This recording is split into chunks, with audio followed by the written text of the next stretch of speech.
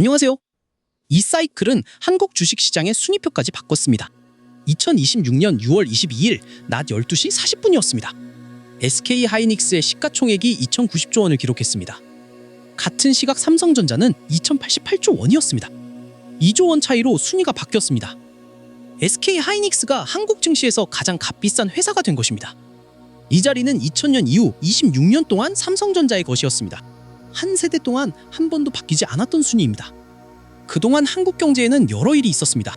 금융위기가 2번 지나갔고, 조선과 철강이 흥했다가 어려워졌고, 자동차와 화학과 배터리가 차례로 주목받았습니다. 그 모든 시기에 1위는 삼성전자였습니다. 그 순위가 AI 메모리 하나로 바뀌었습니다. 주가 흐름을 보면 이유가 보입니다. 삼성전자 주가는 1년 사이에 59,800원에서 35만 4천원이 됐습니다. 498%, 거의 5배입니다. 보통이라면 이것만으로도 그 해의 사건입니다. 한 나라의 시가총액 1위 기업이 1년에 5배가 되는 일은 드뭅니다.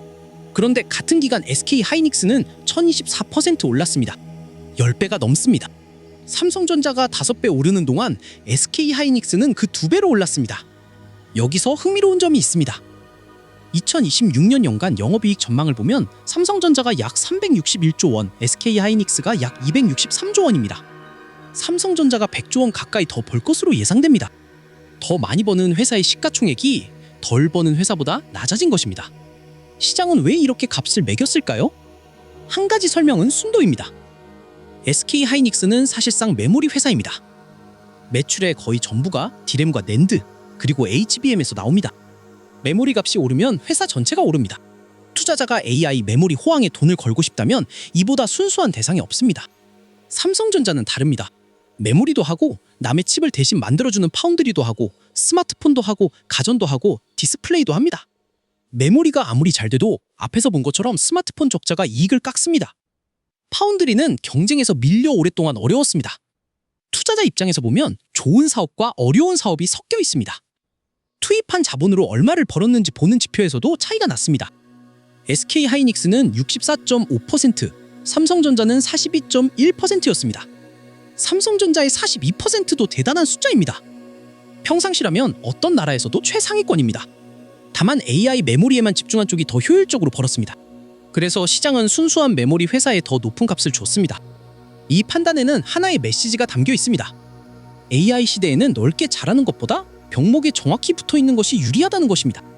병목이 어디인지 알아내고 거기에 자원을 전부 집중한 회사가 가장 크게 보상받습니다. 이 논리는 2026년 상반기 내내 맞았습니다. 그리고 이 논리가 처음으로 크게 흔들린 날이 이 영상을 시작한 7월 29일입니다. 가장 순수한 메모리 회사가 사상 최대 실적을 내놓았는데 시장의 기대에는 미치지 못했습니다. 이유는 그 회사가 병목에 너무 충실했기 때문입니다. HBM의 생산 능력을 몰아준 결과 값이 폭등한 보통 디램을 팔 물량이 부족했습니다. 병목에 붙는 전략이 최선이라는 믿음과 그 전략의 대가가 같은 날 같은 실적표 안에 있었습니다. 시장은 그 모순을 이틀 동안 20% 가까운 하락으로 표현했습니다. 여기서 한 가지를 분명히 해야 합니다. 이 하락이 AI 호황이 끝났다는 신호는 아닙니다. 수요는 그대로였고 값도 그대로 높았습니다. 바뀐 것은 기대의 수준입니다. 1년에 10배가 오른 주식은 사상 최대 실적으로도 만족시키기 어려운 기대를 안게 됩니다. 그 기대와 현실의 간격이 처음으로 드러난 날이었습니다. 지금까지의 이야기는 한 방향이었습니다. 메모리 회사들이 웨이퍼를 보통 디램에서 HBM으로 옮겼고, 그래서 보통 디램이 사라졌습니다. 그런데 2026년 상반기에 이 흐름이 뒤집히는 일이 벌어졌습니다. 이 반전을 이해하면 7월 29일의 실망도 다르게 보입니다. 먼저 숫자를 보겠습니다. 2026년 1분기에 서버용 DDR5의 계약 가격이 전 분기 대비 90에서 95% 올랐습니다. 한 분기에 거의 2배가 된 것입니다. 그러자 계산이 바뀌었습니다. 보통 디램의 영업이익률이 90%에 가까워질 것이라는 전망이 나왔습니다. 앞에서 HBM이 보통 메모리보다 4배에서 5배 비싸다고 말했습니다. 그 격차가 좁혀지고 있었습니다. HBM은 만들기 어렵습니다. 수율이 낮고 생산 능력을 3배 먹고 검증 절차가 까다롭습니다. 보통 디램은 만들기 쉽습니다. 이미 잘 만들고 있고 라인을 바꿀 필요도 없습니다. 그런데 이익률이 비슷해졌다면 어느 쪽을 만드는 것이 유리할까요? SK하이닉스는 답을 바꿨습니다. 차세대 제품인 HBM4로 전환할 예정이던 라인의 일부를 보통 DDR5 생산으로 되돌렸습니다. HBM4의 양산 속도도 의도적으로 늦췄습니다. 몇 달 전까지 모든 자원을 HBM으로 몰던 회사가 방향을 반대로 틀었습니다. 여기에는 고객 쪽 사정도 있었습니다. HBM의 가장 큰 고객은 AI 칩을 만드는 회사입니다. 그 회사의 차세대 칩 양산이 예정보다 밀렸습니다. 차세대 칩이 늦어지면 거기에 들어갈 HBM4도 급하지 않습니다. 반면 현재 세대 칩은 여전히 잘 팔리고 있었습니다. 그 칩에는 이전 세대 HBM이 들어갑니다. 그래서 HBM4로 서둘러 갈 이유가 약해졌습니다. 정리하면 이렇습니다. HBM으로 옮긴 결과 보통 D램이 부족해졌고, 부족해진 보통 D램의 값이 폭등했고, 그러자 HBM으로 옮길 이유가 줄었습니다. 자기가 만든 부족이 자기 전략을 뒤집은 것입니다. 이 대목이 이 사이클의 성격을 가장 잘 보여줍니다. 여기서 경쟁 관계가 흥미롭게 갈렸습니다. SK 하이닉스가 HBM4에서 속도를 줄이는 동안 삼성전자는 그 반대로 움직였습니다. 삼성전자는 오랫동안 HBM 경쟁에서 뒤처져 있었습니다. 수율 문제와 고객 검증 지연으로 어려움을 겪었습니다. 그런데 HBM4에서는 달랐습니다. 2월에 양산을 시작한 삼성전자의 HBM4는 넉 달 만에 매출 10억 달러를 넘겼습니다. 업계에서 이 제품군으로 그 수준에 먼저 도달한 것은 삼성전자였습니다. 연간 출하 전망도 상향됐습니다. 한 회사는 현재의 이익을 택했고, 다른 회사는 다음 세대의 자리를 택했습니다. 둘 다 합리적인 선택입니다. 다만 방향이 반대입니다. 이제 7월 29일로 돌아가 보겠습니다. 시장은 SK 하이닉스가 보통 D램으로 돌아오는 것을 알고 있었습니다. 6월에 이미 그 소식이 나왔습니다. 그래서 시장은 기대했습니다. 값이 2배로 오른 제품을 이 회사가 더 많이 팔 것이라고 봤습니다. 그 기대가 영업이익 64조 원이라는 숫자였습니다. 그런데 실제로는 60조 5천억 원이었습니다. 되돌리는 속도가 시장이 기대한 속도보다 느렸던 것입니다. 라인을 바꾸는 데는 시간이 걸립니다. 장비를 재배치하고 공정을 다시 잡고 수율을 확인해야 합니다. 한 분기 안에 끝나는 일이 아닙니다. 값은 분기마다 2배로 뛰는데 공장은 그 속도로 방향을 바꿀 수 없었습니다. 6월에는 DDR5로 돌아간다는 소식이 나왔고 7월에는 충분히 돌아가지 못했다는 실망이 나왔습니다. 같은 회사, 같은 전략, 2달 차이입니다. 이 간격이 지금 메모리 시장의 속도를 보여줍니다. 세계의 메모리 3사가 보통 D램에서 물러난 자리는 그대로 비어있지 않았습니다. 그 자리를 채우겠다고 나선 곳이 있습니다. 중국입니다. 중국 최대 D램 회사인 창신 메모리는 2026년 내내 생산 능력을 빠르게 늘렸습니다. 2026년 말이면 한 달에 웨이퍼 35만 장을 처리하는 규모에 이를 것으로 추정됩니다. 이 숫자의 의미를 알려면 비교 대상이 필요합니다. 세계 3위 메모리 회사인 마이크론과의 차이가 2만 5천 장 수준입니다. 거의 같아졌다는 뜻입니다. 이대로 가면 중국은 세계 두 번째 D램 생산 기지가 됩니다. 매출 기준으로 보면 아직 격차가 있습니다. 이 회사의 세계 매출 점유율은 8%입니다. 다만 1년 전에는 3%였습니다. 1년 사이에 2배 반이 됐고 세계 4위 D램 회사가 됐습니다. 여기서 중요한 특징이 하나 있습니다. 이 회사가 만드는 물건은 거의 전부 보통 D램입니다. HBM이 아닙니다. 스마트폰에 들어가는 저전력 D램과 컴퓨터와 서버에 들어가는 일반 D램입니다. 몇 년 전이라면 이것은 약점으로 평가됐습니다. 기술 수준이 낮아서 돈이 되는 제품을 못 만든다는 뜻이었습니다. 가장 비싸고 가장 어려운 HBM은 한국과 미국 회사들의 영역이었습니다. 그런데 2026년의 상황이 뒤집혔습니다. 앞장에서 본 것처럼 지금은 보통 D램의 이익률이 HBM에 근접했습니다. 가장 만들기 쉬운 물건이 가장 남는 물건이 된 것입니다. 만들기 쉬운 물건만 만들던 회사에게 이보다 좋은 국면은 없습니다. 이 회사의 총이익률은 2025년에 2자릿수로 올라섰습니다. 값이 오르는 국면에서 기술 격차가 수익 격차로 이어지지 않았습니다. 가격 상승폭을 보면 이해가 됩니다. 2026년 상반기에 9세대 규격인 DDR4는 80% 넘게 올랐습니다. DDR5는 모듈 기준으로 최대 190% 올랐습니다. 최신 제품이 아니어도 오래된 규격이어도 값이 올랐습니다. 부족이 시장 전체에 걸쳐 있었기 때문입니다. 2026년 7월 28일 이 회사는 상장했습니다. 상장 첫날 중국 증시에서 손꼽히는 시가총액을 기록했습니다. 한국 증시에서 서킷 브레이커가 발동된 바로 그 시기입니다. 한쪽에서는 26년 만에 1위가 바뀌고 이틀 연속 폭락이 있었고, 다른 쪽에서는 새로운 회사가 시장에 들어왔습니다. 그렇다면 이 회사가 부족을 풀어줄까요? 여기서는 신중해야 합니다. 늘어난 물량의 대부분은 중국 안에서 소비될 것으로 전망됩니다. 중국은 스마트폰과 컴퓨터와 자동차를 대량으로 만드는 나라입니다. 자국 수요를 채우는 데만 상당한 물량이 들어갑니다.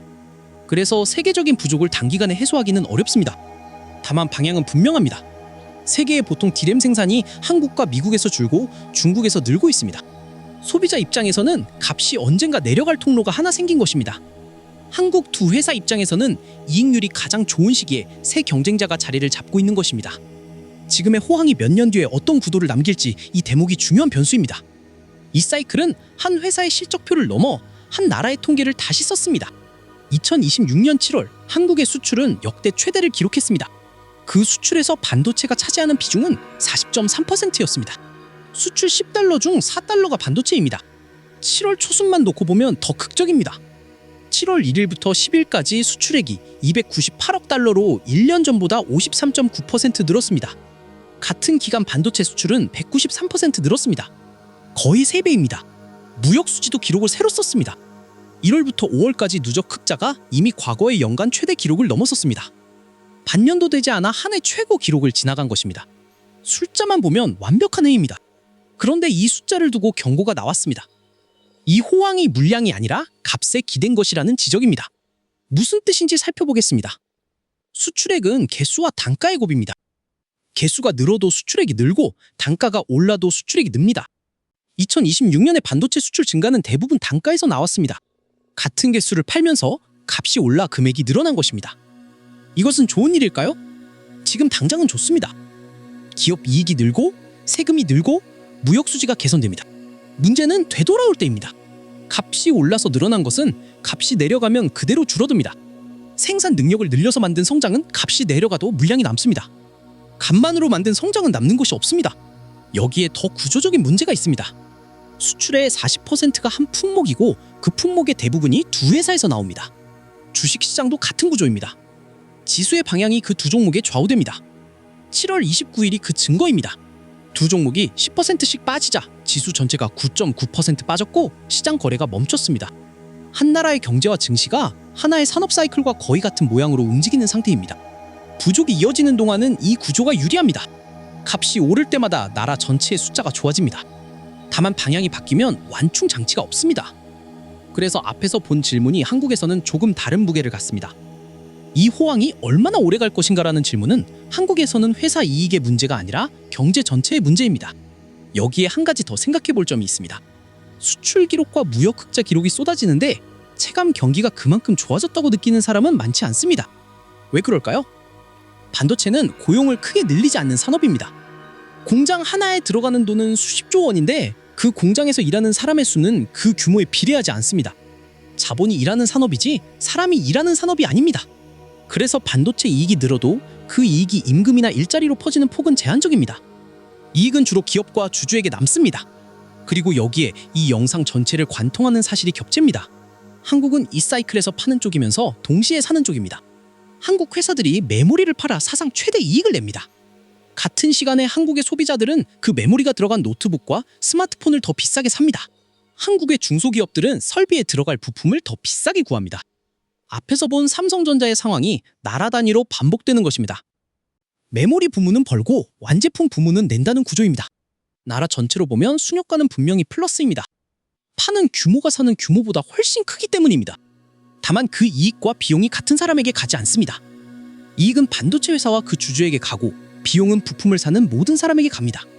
수출 통계가 좋아지는 것과 내 노트북이 비싸지는 것이 동시에 일어나는 이유입니다. 지금의 상황이 얼마나 예외적인지 알려면 비교할 과거가 필요합니다. 메모리 산업은 이런 국면을 겪은 적이 있습니다. 가장 가까운 예가 2017년과 2018년입니다. 그때도 슈퍼사이클이라는 말이 쓰였습니다. 당시의 수요는 스마트폰에서 나왔습니다. 스마트폰의 저장 용량이 한 세대마다 2배로 늘어나던 시기였습니다.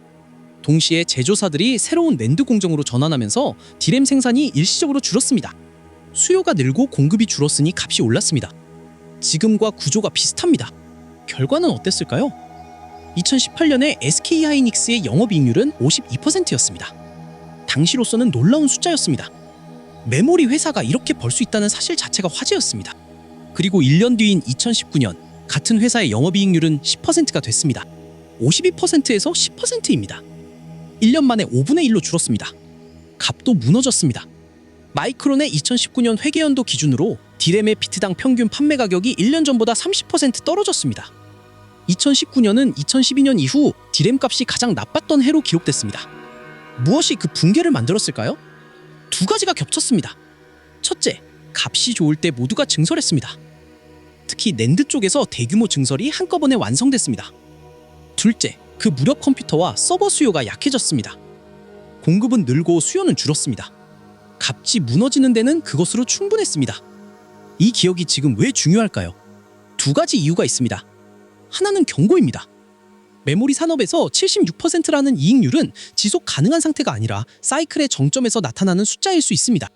2018년에 52%도 그랬습니다. 다른 하나는 반대 방향의 함의입니다. 2019년의 붕괴는 증설이 완성됐기 때문에 일어났습니다. 그런데 지금은 증설이 그때처럼 빠르지 않습니다. 회사들이 조심하고 있고 장비도 늦게 오고 공장 완공에 몇 년이 걸립니다. 새 공장이 수요를 따라잡는 시점을 2030년대로 보는 분석도 있습니다. 즉 붕괴의 방아쇠였던 요소가 이번에는 늦게 도착합니다. 그래서 이번 사이클은 더 길 수 있다는 주장이 나옵니다. 두 해석 모두 같은 역사를 근거로 삼습니다. 역사가 반복된다고 보는 쪽과 반복을 만든 조건이 이번에는 없다고 보는 쪽입니다. 한 가지 덧붙일 것이 있습니다. 2018년에도 이번은 다르다는 말이 있었습니다. 데이터 센터 수요가 구조적으로 늘어나서 예전 같은 붕괴는 없다는 설명이었습니다. 그 설명은 틀렸습니다. 1년 뒤에 이익률이 5분의 1이 됐습니다. 그러니 이번은 다르다는 말 자체는 근거가 되지 못합니다. 사이클의 정점에서는 늘 그 말이 나오기 때문입니다. 그렇다면 무엇을 봐야 할까요? 가장 실질적인 지표는 증설이 완성되는 시점입니다. 값을 무너뜨리는 것은 수요의 감소가 아니라 공급의 도착입니다. 2019년의 붕괴도 그랬습니다. 수요가 갑자기 사라진 것이 아니라 몇 년 전에 결정된 증설이 한꺼번에 완성됐습니다. 그래서 지금 확인해야 할 것은 2026년과 2027년에 착공한 공장들이 언제 완전히 가동되는지입니다. 그 시점이 이 사이클의 끝을 정합니다. 여러 분석은 그 시점을 2020년대 후반 이후로 봅니다. 그때까지는 부족이 이어지고 그때가 되면 반대 방향의 위험이 시작됩니다. 여기까지 오면 자연스럽게 나오는 질문이 있습니다. 이 상황은 얼마나 튼튼할까요? 메모리 산업은 역사적으로 호황과 불황을 반복해왔습니다. 값이 오르면 모두 공장을 짓습니다. 공장이 완성될 때쯤 수요가 식습니다. 값이 무너지고 회사들이 적자를 몇 년 버팁니다. 버티다 못한 회사가 사라지고 살아남은 회사가 다음 호황을 누립니다. 이 산업에 회사가 몇 개밖에 남지 않은 이유가 그것입니다. 이번에도 같을 것이라고 보는 쪽의 근거는 이렇습니다. 지금의 수요는 결국 데이터 센터 투자에서 나옵니다. 대형 기술 기업 5곳이 2025년과 2026년 2해 동안 데이터 센터에 약속한 투자만 3천억 달러가 넘습니다. 이 돈은 AI가 나중에 그만큼의 수익을 낼 것이라는 가정 위에 서 있습니다. 가정이지 확정된 매출이 아닙니다. 만약 수익이 기대에 못 미치면 가장 먼저 줄이는 항목이 이 투자입니다. 설비 투자는 줄이기 쉽습니다. 사람을 내보내는 것보다 정치적 부담도 적습니다. 투자가 줄면 HBM 주문이 줄어듭니다. 그 순간 새 회사가 지어놓은 공장이 한꺼번에 보통 메모리를 쏟아내게 됩니다. HBM을 만들던 생산 능력이 다시 D램으로 돌아오기 때문입니다. 값은 올라간 속도만큼 혹은 그보다 빠르게 떨어집니다. 이것이 거품을 걱정하는 쪽의 시나리오입니다. 반대쪽 근거도 분명합니다. 지금 메모리 생산량의 70%가 데이터 센터로 갑니다. 이 비율은 유행으로 만들어진 것이 아니라 사용량이 실제로 늘어서 만들어진 것입니다. 모델을 학습시키는 수요만이 아닙니다. 이미 만들어진 모델을 사람들이 매일 쓰는 수요가 계속 커지고 있습니다. 학습은 한 번 하면 끝나지만 사용은 매일 반복됩니다. 그리고 사용 방식이 점점 무거워지고 있습니다. 에이전트처럼 스스로 여러 단계를 밟는 방식은 한 번의 요청에 훨씬 많은 데이터를 읽습니다. 같은 사람이 같은 질문을 해도 1년 전보다 몇 배의 데이터가 움직입니다. 쓰면 쓸수록 메모리가 더 필요한 구조입니다. 그래서 이번 사이클은 과거처럼 단순히 꺾이지 않는다는 주장이 나옵니다. 과거의 호황은 새 제품이 팔려서 생겼습니다. 이번 호황은 이미 팔린 서비스가 매일 쓰이면서 생깁니다. 성격이 다르다는 것입니다. 어느 쪽이 맞는지 지금 단정할 수는 없습니다. 다만 확실한 것이 하나 있습니다. 이 사이클을 이어가려면 메모리만으로는 부족합니다. 데이터 센터는 메모리로만 돌아가지 않습니다. 전기가 있어야 합니다. 칩을 사고 메모리를 확보하고 건물을 지어도 전기가 들어오지 않으면 그 장비는 켜지지 않습니다. 가트너는 2027년까지 전력 부족이 전 세계 데이터 센터의 40%를 제약할 것으로 전망했습니다. 10곳 중 4곳입니다. 이미 미국의 일부 지역에서는 전력망에 연결하려고 몇 년씩 순서를 기다립니다. 그리고 그 부담은 메모리와 같은 방식으로 사람들에게 옮겨가고 있습니다. 이 이야기에는 두 번째 청구서가 있습니다. 첫 번째 청구서가 여러분의 컴퓨터 부품값이었다면 두 번째 청구서는 여러분의 전기 요금입니다. 여기서 한 가지 이상한 점을 짚어야 합니다. 지난 몇 년 동안 AI 서비스의 값은 계속 내려갔습니다. 같은 수준의 답을 얻는 데 드는 비용이 해마다 크게 떨어졌습니다. 몇 년 전에는 비싸서 못하던 작업을 지금은 부담 없이 돌립니다. 무료로 쓸 수 있는 모델의 성능도 계속 올라갔습니다. 소비자가 체감하는 AI는 분명히 싸졌습니다. 그런데 같은 기간에 그 AI를 돌리는 부품값은 4배에서 5배가 됐습니다. 한쪽은 내려가고 다른 쪽은 올라갔습니다. 이 두 방향은 모순이 아닙니다. 오히려 하나가 다른 하나의 원인입니다. 어떻게 그렇게 되는지 보겠습니다. 값이 내려가면 사람들은 더 많이 씁니다. 이것은 특별한 현상이 아니라 대부분의 상품에서 일어나는 일입니다. 문제는 AI에서 그 증가폭이 대단히 컸다는 점입니다. 한 사용량 집계를 보면 값이 내려가는 동안 사용량은 몇 배로 늘었습니다. 값이 절반이 됐는데 사용량이 5배가 되면 총 지출은 오히려 늘어납니다. 실제로 AI 관련 총 지출은 계속 증가했습니다. 값이 싸져서 시장이 줄어든 것이 아니라 값이 싸져서 시장이 커졌습니다. 여기에 사용 방식의 변화가 더해집니다. 값이 비쌀 때는 사람이 꼭 필요한 질문만 던집니다. 값이 싸지면 기계가 스스로 여러 번 시도하게 둡니다. 에이전트가 한 작업을 위해 20번, 30번 모델을 부르는 방식이 여기서 나옵니다. 사람 한 명의 요청 뒤에서 수십 번의 계산이 돌아갑니다. 한 번의 계산 비용이 낮아질수록 한 번의 요청에 걸리는 계산 횟수는 늘어납니다. 그래서 전체 데이터 이동량은 값이 내려가는 속도보다 빠르게 늘어납니다. 경제학에서는 비슷한 현상을 오래전부터 관찰했습니다. 증기기관의 효율이 좋아졌을 때 석탄 소비가 줄지 않고 오히려 늘었던 일이 대표적입니다. 효율이 좋아지면 쓰는 곳이 늘어나서 총 소비가 증가하는 것입니다. AI에서 지금 같은 일이 벌어지고 있습니다. 토큰 하나의 값이 내려갈 때마다 세상이 처리하는 토큰의 총량은 더 크게 늘어납니다. 그 토큰을 처리하려면 메모리가 필요합니다. 여기서 중요한 결론이 나옵니다. AI가 더 효율적으로 개선되면 메모리 부족이 풀릴 것이라는 기대는 방향이 반대일 수 있습니다. 효율 개선은 사용을 늘리고 사용은 메모리 수요를 늘립니다. 물론 모델을 더 작고 가볍게 만드는 연구는 계속되고 있습니다. 같은 성능을 더 적은 메모리로 내는 기술도 나옵니다. 다만 그 기술이 절약한 만큼 사람들이 더 많이 쓰는 쪽으로 흡수되어 왔습니다. 지금까지의 기록은 그렇습니다. 그래서 소비자가 겪는 상황은 이렇게 정리됩니다. AI 서비스는 계속 싸지고 좋아질 것입니다. 그리고 그 서비스를 쓰지 않는 사람이 사는 부품값은 계속 비쌀 것입니다. 이 상황에서 개인이 할 수 있는 일은 많지 않습니다. 값을 정하는 자리에 우리 몫이 없기 때문입니다. 다만 알고 있으면 판단이 달라지는 사실은 몇 가지 있습니다. 첫째, 기다리는 전략의 근거가 약해졌습니다. 부품값이 오를 때 사람들이 가장 먼저 떠올리는 것은 기다리기입니다. 지나가면 내려간다는 경험 때문입니다. 그런데 앞에서 본 전망들은 모두 같은 방향을 가리킵니다. 시장 분석 기관은 2027년 이전의 회복을 보지 않습니다. 제품을 만드는 회사는 2028년 무렵까지 높은 값을 예상합니다. 메모리를 파는 회사의 대표는 2030년 이후를 말합니다. 몇 달을 기다리는 것과 몇 년을 기다리는 것은 다른 결정입니다. 둘째, 용량 선택의 성격이 바뀌었습니다. 예전에는 일단 적게 사고 나중에 늘리는 방식이 합리적이었습니다. 부품값이 시간이 지나면 내려갔기 때문입니다. 지금은 그 전제가 흔들립니다. 나중에 늘릴 때 더 비쌀 가능성이 있다면 처음에 넉넉히 잡는 것이 유리할 수 있습니다. 셋째, 9세대 규격으로 피하는 방법도 제한적입니다. 이전 세대인 DDR4는 값이 싸니 대안이 될 것 같습니다. 그런데 앞에서 본 것처럼 이 규격도 상반기에 80% 넘게 올랐습니다. 제조사들이 9세대 생산 라인을 먼저 줄였기 때문입니다. 오래된 규격을 쓰는 장비를 유지해야 하는 쪽이 오히려 더 곤란한 상황입니다. 넷째, 완성품과 부품의 값이 다르게 움직입니다. 컴퓨터를 조립하는 사람은 현물 시장에서 부품을 삽니다. 완성품 제조사는 계약 시장에서 미리 확보한 물량을 씁니다. 그래서 시기에 따라 조립보다 완성품이 상대적으로 유리한 구간이 생깁니다. 부품값이 급등한 직후가 특히 그렇습니다. 제조사가 몇 달 전 값으로 확보한 재고가 아직 남아있기 때문입니다. 다섯째, 기업이라면 조달 방식을 다시 봐야 합니다. 필요할 때 사는 방식은 이런 국면에서 가장 불리합니다. 물량과 시점을 미리 묶어두는 쪽이 값과 확보 가능성 모두에서 유리합니다. 이미 여러 회사가 몇 년치 계약으로 옮겨갔습니다. 그리고 마지막으로 조금 다른 층위의 질문이 남습니다.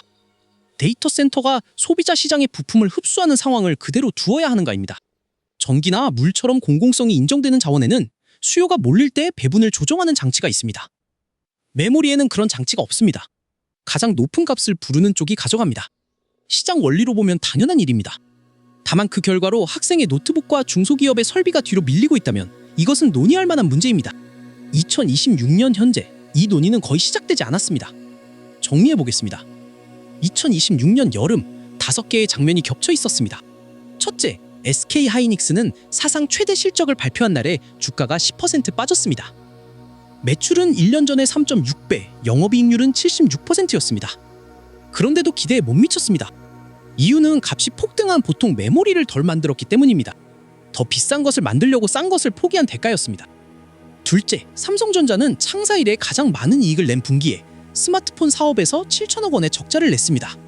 반도체에서 89조 원을 벌면서 완제품에서 8천억 원을 잃었습니다. 자기가 만든 메모리 값이 자기가 만드는 폰의 원가를 밀어 올렸습니다. 셋째, AI를 한 번도 써본 적 없는 사람들이 부품값을 더 냈습니다. 32GB 메모리 하나가 1년 남짓 사이에 4배에서 5배가 됐습니다. 80달러였던 것이 375달러부터 시작합니다. 스마트폰 평균 가격은 14% 올라 523달러가 될 전망입니다.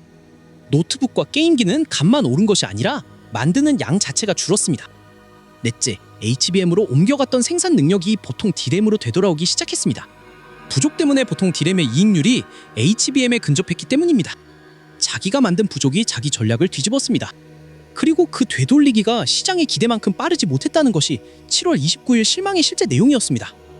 다섯째, 한국의 수출에서 반도체 비중이 40%를 넘었고 무역 수지는 반년 만에 연간 최고 기록을 지나갔습니다. 다만 그 증가는 물량이 아니라 값에서 나왔습니다. 값으로 만든 성장은 값이 돌아설 때 함께 돌아섭니다. 그리고 세계의 3사가 비운 보통 D램 시장에는 중국 회사가 마이크론에 가까운 생산 능력으로 들어오고 있습니다.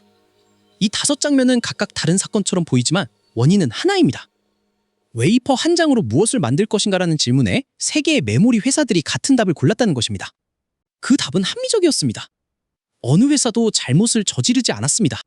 각자 자기 주주에게 가장 이익이 되는 선택을 했을 뿐입니다. 다만 모두가 같은 합리적 선택을 하면 그 선택 밖에 있는 시장이 값을 치릅니다. 이것이 개별적으로는 옳은 결정들이 모여 전체적으로는 이상한 결과를 만드는 방식입니다. AI의 비용은 청구서에 이름을 적어 보내지 않습니다. 데이터 센터 건설비라는 항목으로 오지 않습니다. 모델 사용료라는 항목으로도 오지 않습니다. 노트북 견적서의 메모리 항목으로 옵니다. 새 폰의 출고가로 옵니다. 조금 낮아진 기본 저장 용량으로 옵니다. 조금 늦어진 출시 일정으로 옵니다. 그래서 대부분의 사람은 자신이 그 비용을 내고 있다는 사실을 모릅니다. SK 하이닉스 최고 경영자의 말대로 이 부족이 2030년 이후까지 이어진다면 이것은 한 해의 이상 현상이 아닙니다. 한동안 우리가 살아갈 조건이 됩니다. 컴퓨터를 바꾸는 주기가 길어지고 같은 값에 받는 용량이 줄어들고 그것이 정상처럼 느껴지는 시간입니다. 이 이야기에서 가장 이상한 점을 마지막으로 짚고 싶습니다. 아무도 잘못하지 않았습니다. 메모리 회사는 더 남는 물건을 만들었습니다. 데이터 센터는 필요한 부품을 값을 주고 확보했습니다. AI 회사는 서비스 값을 내려 더 많은 사람이 쓰게 했습니다. 소비자는 필요한 물건을 사려고 했을 뿐입니다. 각자 자기 자리에서 합리적으로 움직였습니다. 그런데 그 합리적인 움직임의 총합이 특정한 사람들에게 비용을 몰아주었습니다. 이것을 시장이 고장났다고 표현할 수는 없습니다. 시장은 정확히 작동했습니다. 가장 높은 값을 부르는 쪽이 부품을 가져갔고 값은 부족을 정직하게 반영했습니다. 다만 시장이 정확히 작동한 결과가 반드시 공평한 배분은 아니라는 사실이 남습니다. 기술이 크게 바뀌는 시기에는 이런 일이 반복됩니다. 새로운 기술의 비용은 대체로 기존 시장이 먼저 냅니다. 철도가 깔릴 때 목재와 철의 값이 올랐고 전기가 보급될 때 구리값이 올랐습니다.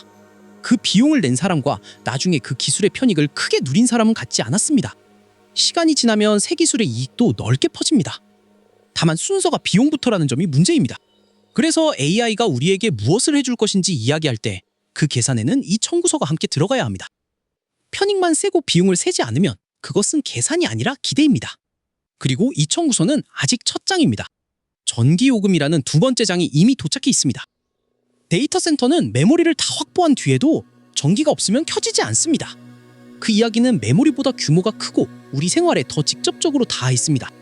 이 영상의 진짜 완성은 여러분의 시청이었습니다. 제 영상을 완성해 주셔서 감사합니다.